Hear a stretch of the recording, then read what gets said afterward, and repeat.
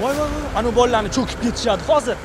Voy bolalar, cho'kib ketasan, cho'milma chiq. Syomka qiling.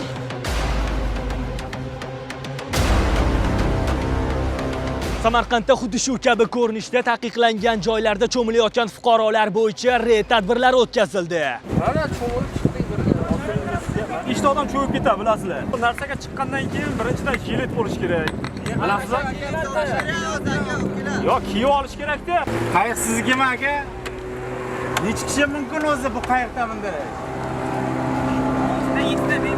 Normadan mindirdan qolganini mindirma. Xuddi shu kabi ko'rinishdagi hayot uchun xavfli bo'lgan taqiqlangan joylarda cho'milayotgan 100 ga yaqin yoshlar aniqlanib, ularga ogohlantirish berildi. Meni oyog'imga mushaklar tomir toshib qoladi.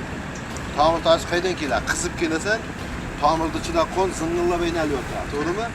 Kanal va daryolar qirg'oqlariga joylashtirilgan cho'milish taqiqlanadi belgisini ayrim fuqarolar qo'llari bilan sindirib, suvga uloqtirib, bemalol hech narsa bo'lmagandek cho'milishayotgani kuzatuv kameralariga ham tushib qolgan.